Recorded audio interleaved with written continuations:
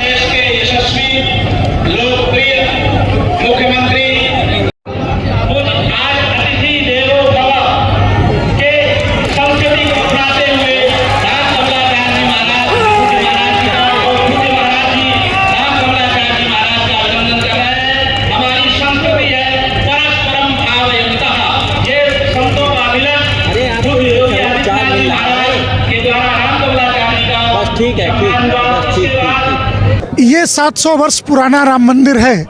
इसके जीर्णोद्धार के लिए आज पूज्य उत्तर प्रदेश के मुख्यमंत्री योगी आदित्यनाथ जी ने इसका शिलान्यास किया। 2014 में जब नरेंद्र मोदी जी काशी आए, उसके बाद से भौतिक चीज़ों का, सड़क, नाली, बिजली, पानी, और अब दूसरे चरण में काशी की पंचक्रोशी परिक्रमा का क्षेत्र रास्ता हो अथवा उसके किनारे बने हुए धर्मशाले हो, और अब समाज स्वयं खड़ा हुआ है ये 700 वर्ष पुराने इस मंदिर का जीर्णोद्धार।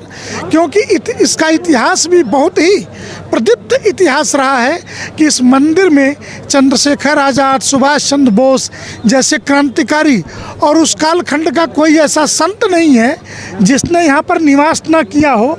इसलिए ऐसे स्थानों का जीर्णोद्धार और यहाँ पे उसका इतिहास का लिखा जाना बेहद ज़रूरी है, ताकि आने वाली पीढ़ी ये तो जाने कि स्वतंत्रता के आंदोलन में भी इस मंदिर का क्या योगदान था। अगले 3 से 3.5 वर्षों में इस मंदिर को पूर्ण करने का संकल्प पूज्य रामानंदाचार्य राम कमलाचार्य जी महाराज जी ने लिया है और हमें विश्वास है यह पूर्ण हो जाएगा। ये सत्य है कि काशी रामलीला की दृष्टि से आप देखें तो जब गोस्वामी तुलसीदास जी अपने मित्र के साथ मिलकर के काशी में रामलीला शुरू कराई मेधा भगत के साथ, तो अलग अलग स्थानों के नामकरण हुए।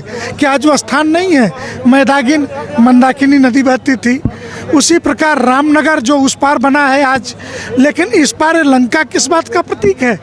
तो ये जो सारे, तो काशी की अयोध्या ये स्थान माना जाता था संतों की दृष्टि से, इसीलिए सबने यहाँ निवास किया। 1669 में जब काशी ज्ञानवापी का मंदिर तोड़ा गया, उस समय मुगलों ने यहाँ भी आक्रमण किए, लेकिन इस हिस्से के हिंदुओं ने वीरता से मुकाबला किया और टूटने नहीं दिया था। अगर कोई शुतुरमुर्ग आंधी में सर दबा ले कहीं तो उससे आंधी तो चली नहीं जाएगी।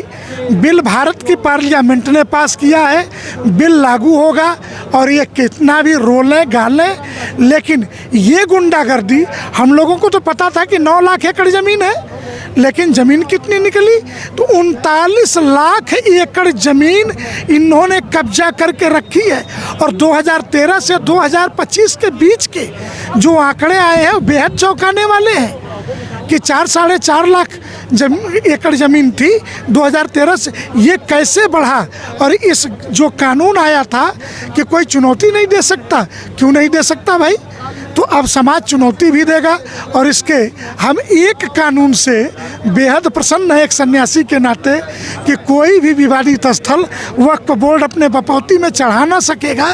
तो ज्ञानवापी भी विवादित स्थल मान लें तो वक्फ बोर्ड दावा नहीं कर सकता, वो हमारा मंदिर था, है और रहेगा। अखिलेश जी को सपने देखने की पूरी छूट है।